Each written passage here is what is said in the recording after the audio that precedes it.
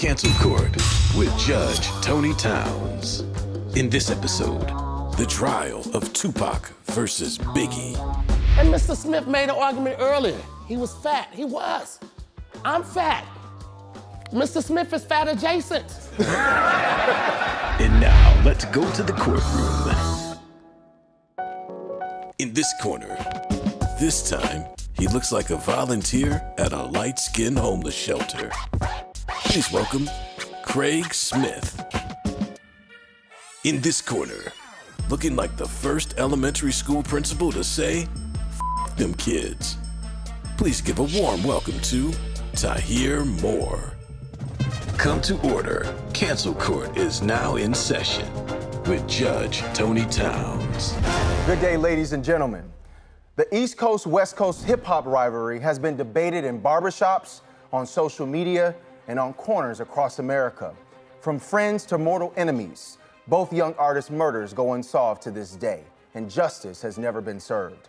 So we are here today to settle the debate for who is the better artist. Many consider both of these people the GOATs. Is it Tupac Shakur? God! Or is it Christopher Wallace, AKA the notorious B.I.G.?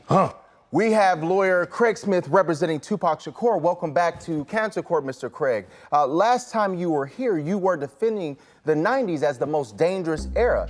Get up, Craig. Get up. That snowfall ass haircut. Nigga, drive! That's hilarious.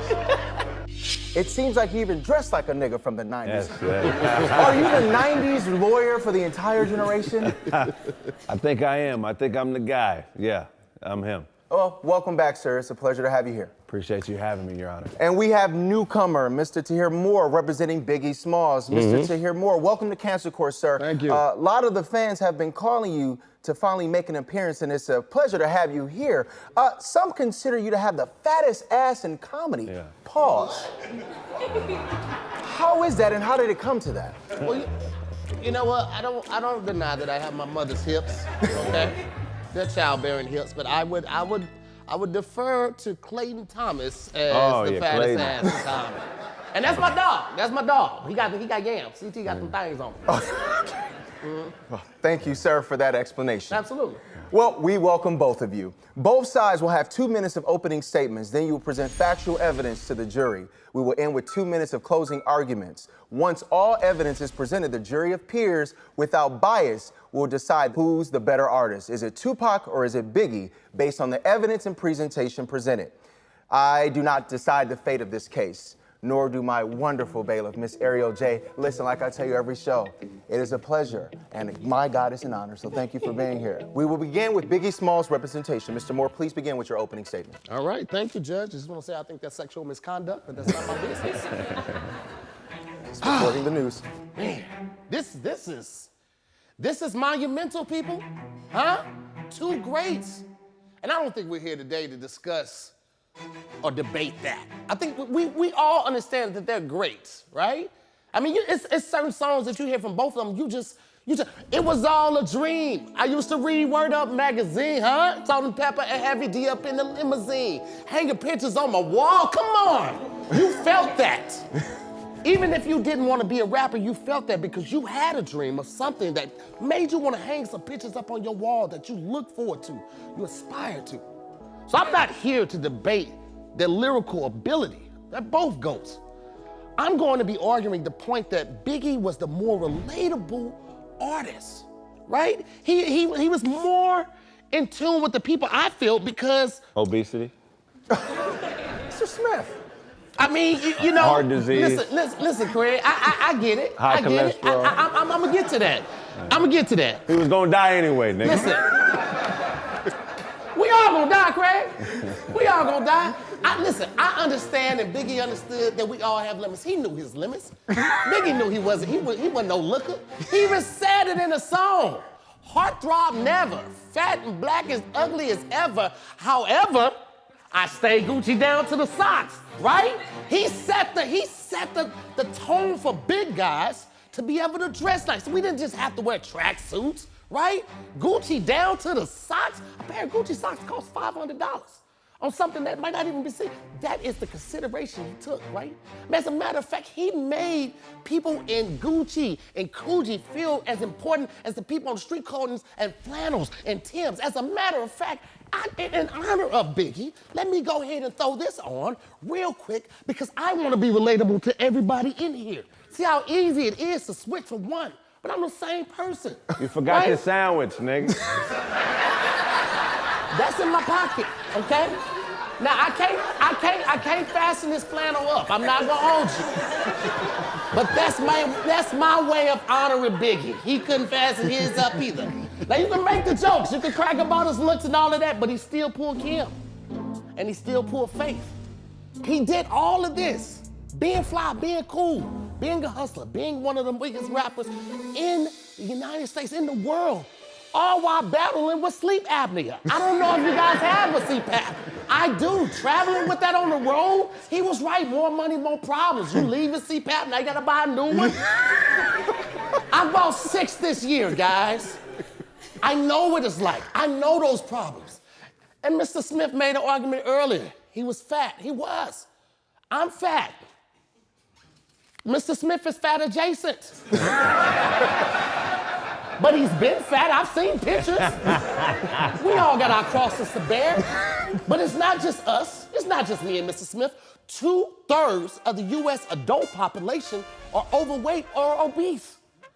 2/3, that's 69% of the adult population. What is more of the people than that? Body fat percentage. Hey, listen, percent-wise, all of your fat is fat, okay? I don't want you to be like, oh, this used to be muscle. It's fat now, nigga. The point I'm trying to make is, although I enjoy Tupac's music, absolutely enjoy it. I think he was very profound in his messages. I can't relate to a lot of the things he went through in his life. My mom wasn't a Black Panther. I can't relate to that. My mom worked 2 jobs like Violetta, like Biggie's mom, okay? I didn't go to school with Jada Pinkett like Tupac. I went to school with chicks more like Jen, Biggie's first baby mama, and more like Lil' Kim. You went to school lunch, it's different, okay? I can relate to suit jackets. I can relate to Coogee sweaters. I can relate to Timbs. I can relate to flannels. I can relate to not being able to fit my flannels. What I can't relate to is a grown man laying in a bathtub naked with gold chains on his chest, posing like Pac did in that one photo shoot. I don't know what that's like. And because of that, I go with Tupac. It's not the better rapper. He's a great one, but Notorious Big is the better, more relatable GOAT. Thank you, Mr. Moore. Thank you, sir. Mr. Craig Smith, please begin with your opening statement. Oh, man. Let's flip this around. That chair just sighed, released. Hey, man. Sheesh! Today, I'm going to prove how Tupac is a better rapper based on a multiplicity of factors. He can't spell that. The first thing would be his advocacy. Tupac wasn't a rapper, he was an advocate of the people. Biggie, though I loved him, he didn't have the greatest habits. Biggie looked like the type of nigga to pick the meat off his chicken and eat the bones.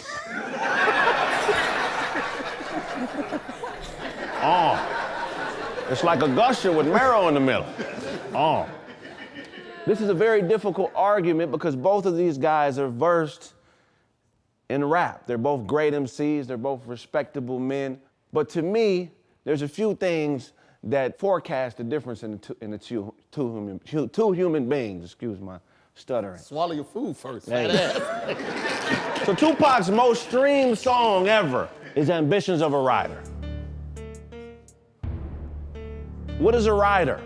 A rider is an advocate of the people. In the Black Panther Party, a rider was somebody that would take a shotgun, get into a sedan with 4 other Black Panthers, drive around the community and police the police while they were policing the people. So they made sure that Black people were being treated fairly and correctly and justly in the system. And that's his most popular song, which I think is incredible, Ambitions of a Rider, because his ambition was to protect the people. Biggie Smalls, on the other hand, a great rapper, but he was a glutton. He was materialistic, and he was selfish. His most streamed album is Ready to Die. Why are you ready to die and you have kids, nigga? Who's gonna take care of your kids when you die, Biggie? So for me, today, I must prove how it is more important to be a man of the people than it is to be an ill MC. To me, being a rapper was secondary to Tupac. His mother dedicated her life to the people, and he served the people despite advice from his mother. In a recent documentary, Afeni Shakur was quoted as telling Tupac, "Don't serve your people. They won't be there for you when you need them." And he served us anyway. So despite his family telling him, "Hey, man, this advocacy shit is not the way to go," he still sat on the sword for black people. So I'm here to prove that any man that is willing to be a part of something bigger than himself is the greatest at anything he does, especially hip-hop.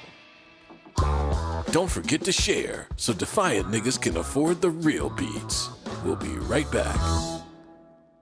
Good people, what's going on? It's your man, comedian Ron T, and I want you all to hit that subscribe button right now, okay? Keep engaging with the content. Turn on your notifications, all that stuff. The more people that engage with the content, the more people we get to get this content out to and keep bringing y'all high quality stuff for free. Also, got a brand new show out. I want you all to definitely tune in. It's called Cancel Court Case Review. That's right. There we'll be taking an in-depth analysis at your favorite moments and talk about all the crazy stuff that's going on. We'll be answering fans' questions. And most importantly, you all can become a Defiant member today. I thank you all for the support. Keep checking us out. Keep supporting us. That way your boy can get paid. Peace.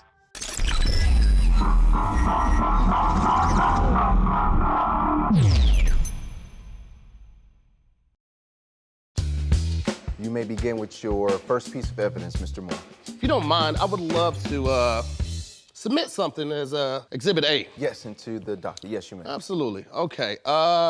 Because Tupac was a person of the people. And I believe that. I believe that he believed in his word. He was able to get a strong message out to the right people, maybe assemble the arms. Because I don't remember him riding with a shotgun in a car protecting the people, policing the police. As a matter of fact, I remember him getting arrested by the police, spitting on reporters, finding babies belonging to Brenda. Who is Brenda? How we know that's not your baby, nigga? I remember him having a special relationship with Jada Pinkett. Jada Pinkett put up $100,000 for bail for Pop while she was messing with Will. One of our most beloved black stars in the community. A person that gave me hope. Any actor in here that's a male has done for an audition or a monologue that Uncle Phil scene. We've done, why come you don't want me? And that was what Will was screaming while Tupac was trying to slick shit behind his back. Speaking about Pinkett, Shakur stated, Jada is my heart. She would be my friend my whole life. And Pinkett said, he was one of my best friends. He was like a brother. It was beyond friendship for us. The type of relationship we had, you only get once in a lifetime. That's fucking. I've heard fucking said a lot of different ways, but that was the most poetic way of saying, yeah, we fucking. And I bet you it's wrong. Because he's a rider. A man of the people. This man signed to a record label that is notorious for violence. His first big lump sum of money, that being Suge Knight, came from Vanilla Ice. Now you're probably saying to yourself, what business did he have with Vanilla Ice? What did he do with Vanilla Ice? I'm gonna tell you what he did. Suge said that Vanilla Ice sampled a small melody from a group that he managed in Ice Ice Baby. So they went to this man's hotel, hung him over a balcony, and made him sell over the royalties to one of the biggest songs in hip-hop history. That's a man of the people?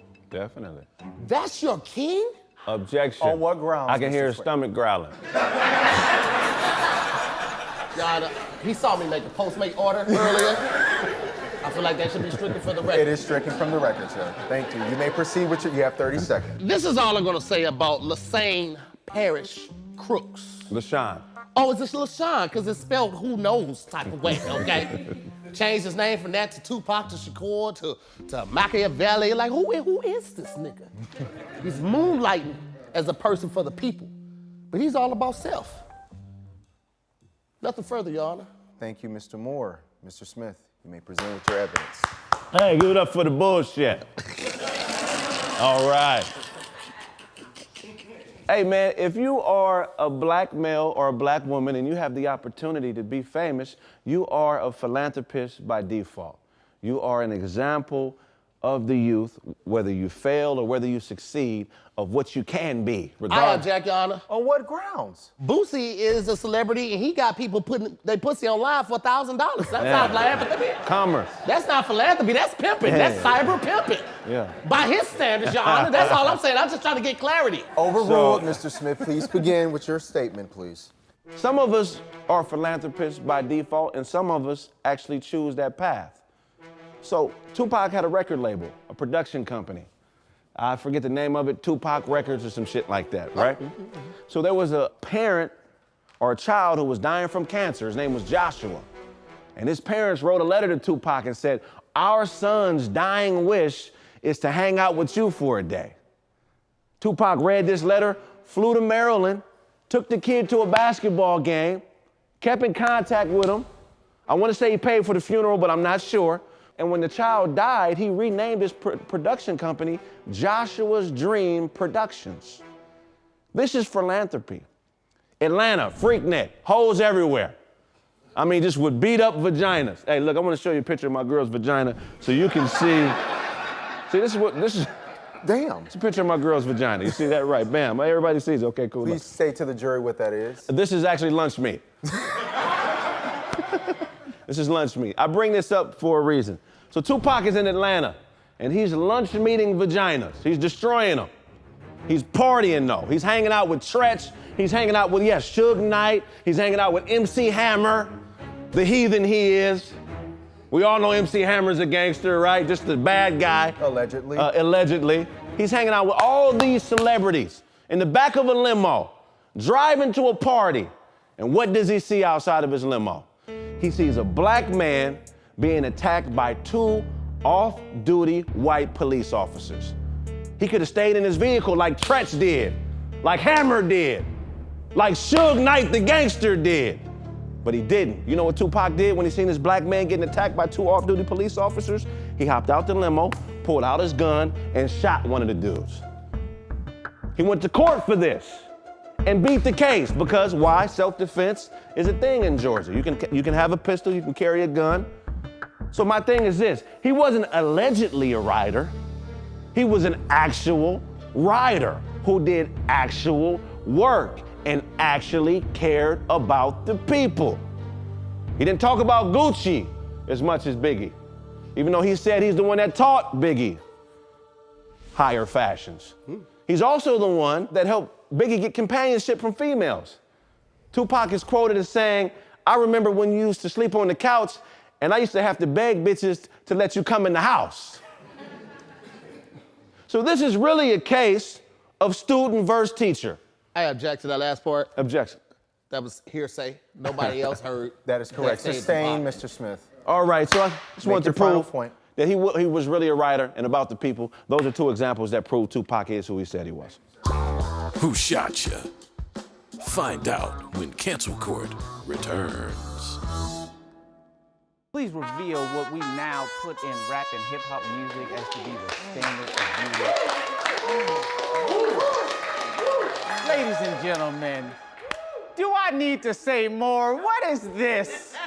Is this necessary? Exhibit A. Now, do you feel comfortable in that? I do.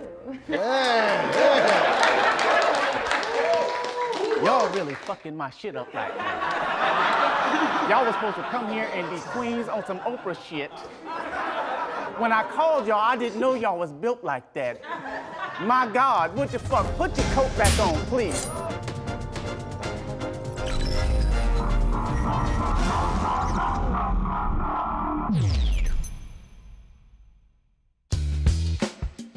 So I would like to redirect our focus back to who's the better artist. Mr. Smith, I have a question for you. How do you explain all of Tupac's walking contradictions? How did he make songs like Dear Mama and see the same hoes and who he was? How do you make these walking contradictions? There's a bunch of different ways you can explain it. Please do. But I like to rely on science. There's a diagnosis called parentification, where children develop resentment for their parents because they gave them too much responsibility as a child. So a lot of the times, as we all know, a lot of our mistakes and things we do in life that may not be advantageous to success are because of childhood traumas. So I think that in this situation, Pac was doing the best mentally with what he had. I mean, we can quote Christian Amurte, who says that there's no healthy way to integrate into a sick society. So just like Pac had his issues, so did Biggie. So his choices, I mean, he's just a product of his choices. I feel like he maxed out his potential based on what he was given in life. But sir, he made songs. Excuse me, Arthur. Are you okay? Yeah, I just some bullshit in the air. Is it cheese on it? Is it double bullshit with cheese? I just want to make a point. The point is the music and the split personality, some people would say, trying to find out who Pac really was. One of the things that I was really researching and really looking into this case, do you believe Pac was more of an actor stuck in a role? Because before Juice, he was an activist. After that, he was a gangster. So who was Tupac? Well, there's a such thing in life called duality. There are no absolutes. You're never the same person every day. You may be in the same body, but your experiences that day dictate what you do. So Tupac as an artist was just honest. There's a lot of us in here who cheat on our wives. There's a lot of us in here who show up to work late.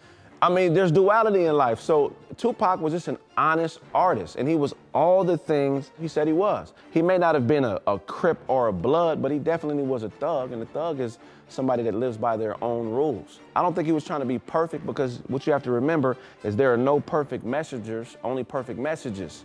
You know, I know somebody that knew Pac personally, Money B. He was on the song with Pac, I Get Around. I was told by him that when he met Pac, Pac told him at 17, 18 that he knew he was gonna die early. He planned on dying early. But why though? He felt like he was here to get a certain message across, and I feel like that's one of the biggest differences between him and Biggie. Biggie was just a rapper. Tupac was an icon. But he made songs like Keep Your Head Up, and then he made another song called Hit 'Em Up. I think the thing is it causes confusion within our community. It's like, well, which is it? Do we keep our head up and stay motivated? Because you're talking about the oppression of our people under the tutelage of white people, and then you talk about going to mess a nigga up. So it's this walking contradiction that I think that some would say it still causes confusion in our community. What do you say to that? I would agree with that, but that contradiction does not make you a worse artist. It makes you a better artist. And then I would also shift blame on Afeni Shakur for that, because Tupac's name was LaShawn up until he was 3 years old. He became Tupac at 3. That's when his mother changed his name. Those of you who know who Tupac is, he was a revolutionary that was beheaded in front of his people. You know, so this is something that I felt like Tupac embraced. He embraced the identity of the original Tupac, and I think we need to attribute this more to a plan as opposed to him being murdered. I feel like being murdered or dying was a part of his plan to get his message across. Okay, thank you. I have a question for you, Mr. Moore. What's up? What could a person learn about Biggie from listening to his music, from your perspective? So, first album, Ready to Die, right? This album's dedicated to all the teachers that told me I'd never amount to nothing. We've all been there. We've all had a teacher that didn't see our worth, right? People, family members, sometimes parents. Never amount to nothing. To all the people that lived above the buildings that I was hustling in front of and called the police on me while I was just trying to make some money to feed my daughter. Objection by selling crack to my mother. Okay, well, first You of all, feed your daughter by selling crack to my mother. Allegedly selling crack. He didn't say that. But gentlemen, I want you to understand, this case isn't about who's the better man. Right. It's about who's the better artist. Right. But so art imitates life. Context of the artistry. What I was getting at was that just in that intro of that song, you learned a lot about him. Okay, he was fighting against the naysayers that said he wasn't going to amount to nothing. He was proving that he was going to do something, even if it was just have money. He had an entrepreneurial spirit, okay? And that probably influenced his hunger, because he was a big guy, right? But whether he was getting the money to get shoes or get an extra large fry, he still had that hungry spirit in him, no pun intended. You learned a lot from Biggie. You learned that he loved women, he loved fashion, he was self-aware of his appearance, he was self-aware of how he looked and how he approached women, but he still had the swagger, he still had the confidence. He gave me confidence. He made me see the swagger that I didn't have to just dress like my uncles that I had seen prior were dressing with just tracksuits. He made me believe that even as a big guy, I could be fly. But honestly, I really want to know, why is Biggie a better artist than Tupac? Why is he better? I feel like, and don't get me wrong, people, like I love a good Tupac song. Toss It Up, California Love, Brenda's Got a Baby, Ambitious as a Rider, right? I love them. They do something to you. And Pac was very profound and poetic with it, but Biggie told stories in a way that no one, in my opinion, had done before. Not even Slick Rick. Slick Rick was a great storyteller, but Biggie, the way he told a story, he was a painter with those words. He would bring you into a situation if you weren't even there, you felt like you was. And that is a GOAT. That is something to be marveled. That is something to be appreciated, highlighted, something to fight for. And then go get yourself something to eat. Relax and take notes. This ain't all jokes. Cancel Record will be right back.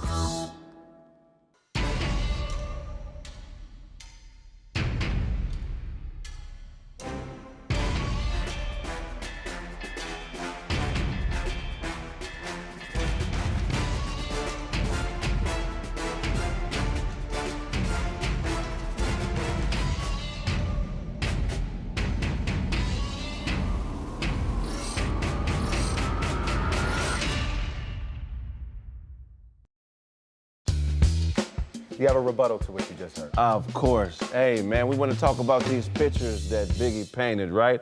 How about this one? I'll fuck RuPaul before I fuck them ugly asses skate bitches. You can 76, 69, try 68, make Raven Simone call day. These are pictures he's painting. These are crimes that are punishable by prison time. How about another picture he painted? Don't they know that nigga gutter?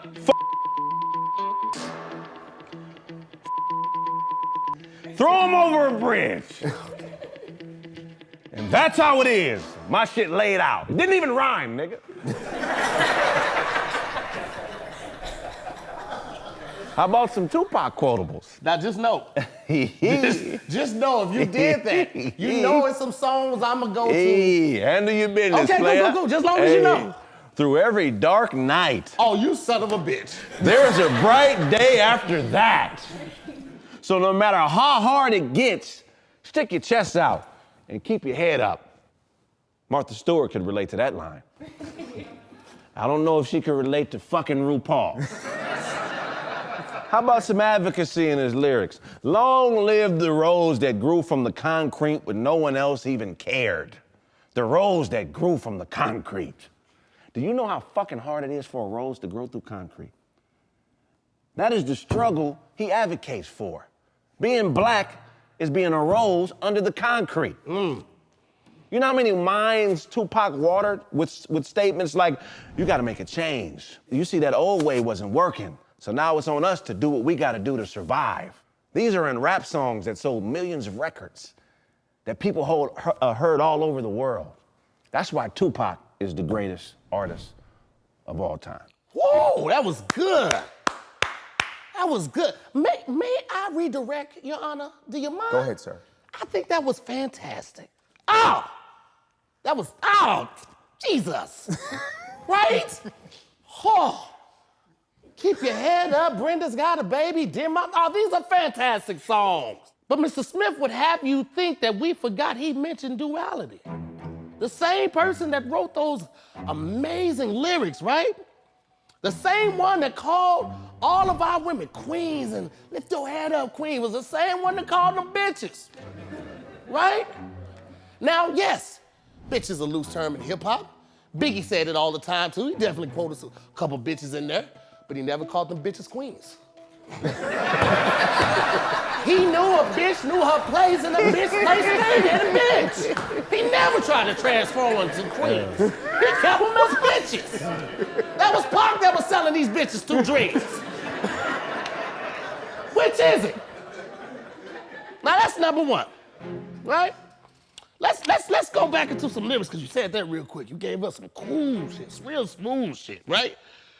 How I quoted that Biggie and everybody jumped in and you felt good when you said that. It was all a dream. I used to read word, you felt good about that. You knew that, you meant it because it meant something to him. Well, let's talk about a song that meant something to Pac. That's why I fucked your bitch, you fat motherfucker. Yeah. That's the intro. That's before the boom, boom, boom, boom, boom, boom, boom. Before that happens, hold up. My kid is in the car. First off, fuck your bitch and the clique you claim. West side when we ride, come equipped with game. You claim to be a player, but I fucked your wife. He don't even hold nuptials. Sacred. You out here fucking people's wives. They vowed in front of friends, family, and God to be together. And you said, fuck your vow. Here's this dick. Is this your king? Yes. Order. Is this your goat? You know what, Your Honor? I'm not here to go back and forth. I'm not here to tear down this black man or this black man, because we are all just doing the best that we can. But when it comes to greatness, when it comes to showing who you really are, being true, being transparent, and I'm not saying that Tupac didn't have some struggles that he went through, grew up in Baltimore, moved to Oakland, went to a very nice art school, met Jada Pinkett, got a lot of roles, got a lot of money. The point I'm trying to make is you knew who Big was. It was no duality with it. He was a rapper, he's from Brooklyn, he sold drugs, he became a rapper to change his life. That's Biggie. There ain't no shit popping out of the shadows a couple years later, right? 2 albums slated as a GOAT. Pac was platinum before Big even dropped 1 album. Pac was already platinum. Now I'm giving him his flowers, but when it comes to GOAT, 2 albums? GOATed after 2 albums? Now I would give Pac his credit too, because Pac was the first hip hop artist that ever dropped a double hip hop album. He did that.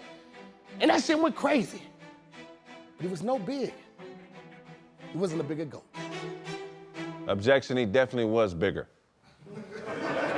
Overruled, Mr. Craig Smith. I have a question for you, Mr. Moore. Yeah. You brought up the albums. Pac had 11 studio albums. Biggie only had 2, as you said. Yeah. Is that enough of a catalog to even compare Pac? I think when you look at not only the lyrical ability of these 2 gentlemen, but the influence that they had over the world.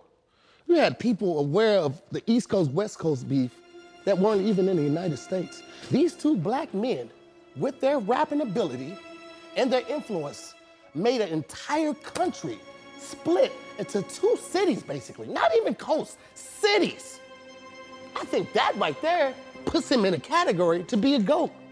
We ain't even got to get to the lyrical ability. This black man was that powerful. And one of those black men earned that spot after 2 albums. Damn, I miss both of these goats. Cancel Court will be right back.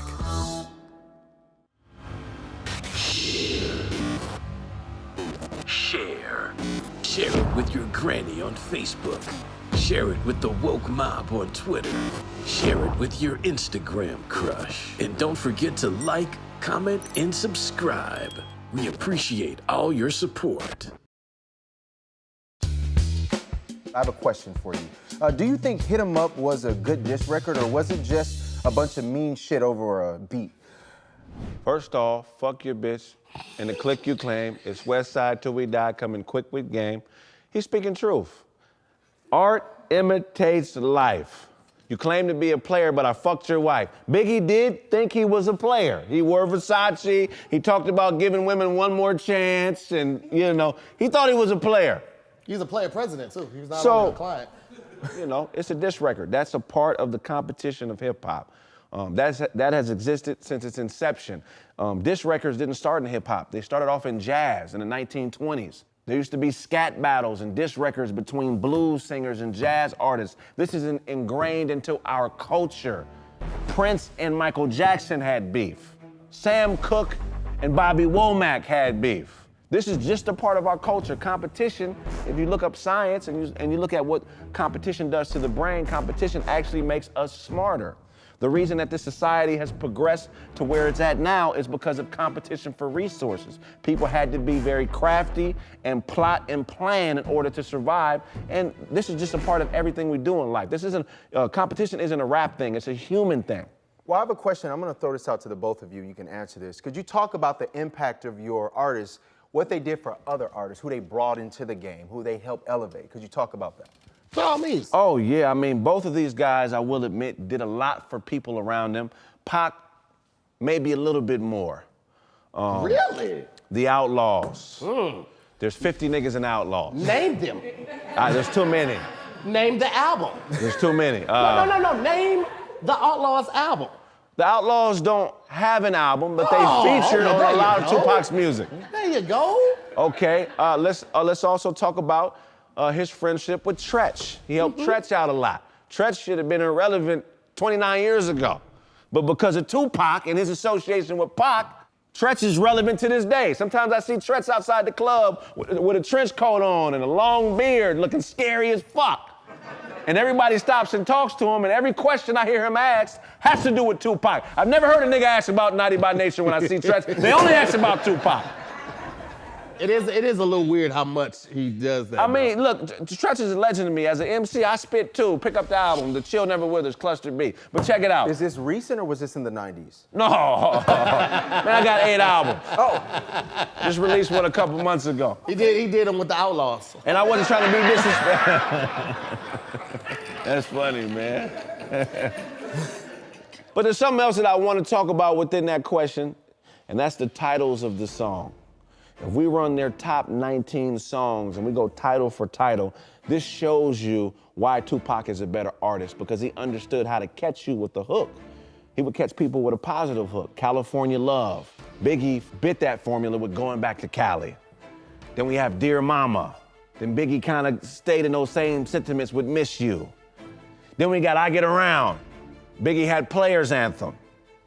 See, the formula here, Biggie was actually mimicking Pac's formula in a lot of stuff he did, from the way he dressed to the way he titled his songs to even not being strong enough not to respond. I feel like Biggie Smalls did not have the lyrical ability to dance with Tupac, and that's why the entire beef was passive-aggressive. Pac said Biggie's name several times. Biggie never said anything with Tupac's name in it. So he did say Tupac name on Brooklyn's Finest with Jay-Z. Okay. That is evidence. If they have kids, he probably have Tupac. Get it? Tupac.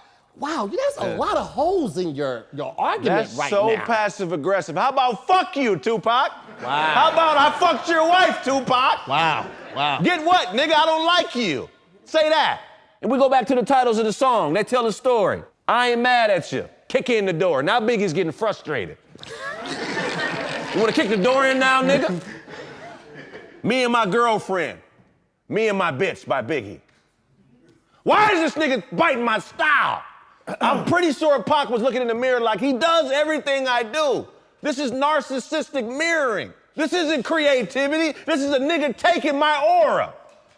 When it comes to the things that Biggie did in terms of like hooking other people up, I mean, come on, Junior Mafia, Get Money. When you hear that, you know when you hear Get Money, you be like, you kind of want to do this right here a little bit, right? Because it's a good song. Not only did he give us Junior Mafia, but he also gave us Lil' Kim, arguably one of the queens of hip hop at one point. She held it down for an entire, 3, 4, 5 years? He gave us other artists. Pac tried with the Outlaws and, did his best, but I mean, he didn't do it. What else is crazy is that we're sitting here having this argument about two black men who both did amazing things, and again, not taking away from any of the art. But I do want to highlight this. You spoke about how Biggie didn't respond. You basically made him seem like he was docile. He was afraid to speak. But you are the company that you keep. At the Hip Hop Awards, when Suge was at the podium, he said, anyone out there who want to be a recording artist and want to stay a star and don't have to worry about the executive producer trying to be all in the videos, all on the records, dancing, come to Death Row. To taunt Puffy, to taunt Biggie, right? But he was leading with violence. Now everybody associated that is gone. Puffy, however, who was telling Big to calm down and not to respond, is still alive. And unlike Suge Knight, not in jail. So, lead with peace. Look at the bodies of work. Look at who they affected while they were here. Yana, Nothing further. Just dance on back to my seat. Don't worry, the trial of P. Diddy's coming soon. Cancel Court will be right back.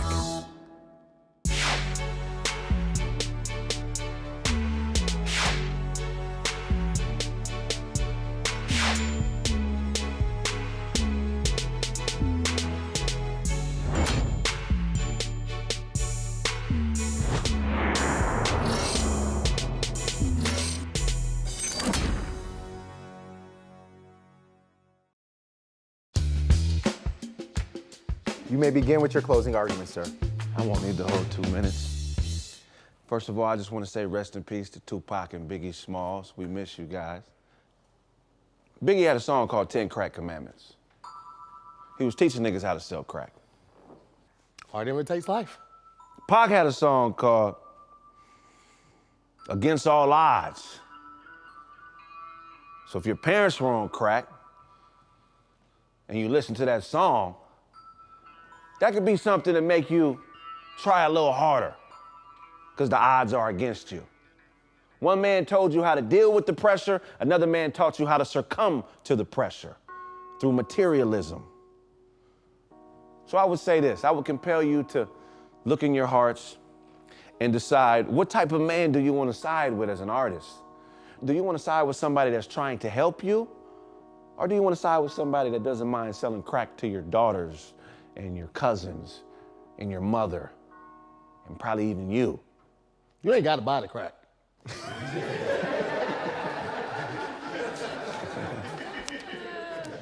And was the beef even real? One thing we know about in hip hop now is a lot of shit is fabricated. These niggas are still actors and entertainers. So are we really looking at a beef, or are we looking at a hell of a performance by two of the greatest actors that have ever lived on this planet? And if you can't definitively decide whether it's truth or fiction, then you gotta go with the motherfucker that gives you the most help, that gives you the most instructions, that gives you things that you can take with and make your life better. And with that, I rest my case. Thank you, sir. Tahir, you have 2 minutes of closing arguments. Fantastic. What'd you say? I ain't gonna need the whole 2 times. Listen. When the pressure's on, people will throw up all your flaws. Now, yes, Biggie did make a song, 10 Crack Commandments, but it's a good song. It's a good song. It was entertainment. It was an instructional that he used, but he wasn't telling you to do that. When you're an artist, you pull from real situations, or you pull from your imagination. He was pulling from a real situation. That's what he did. Pac did it. Pac did it a lot. They both have songs that are very derogatory. I'm not here to argue that. I'm not gonna try to outshine Pac with all the good songs that Big, I'm not here to do that.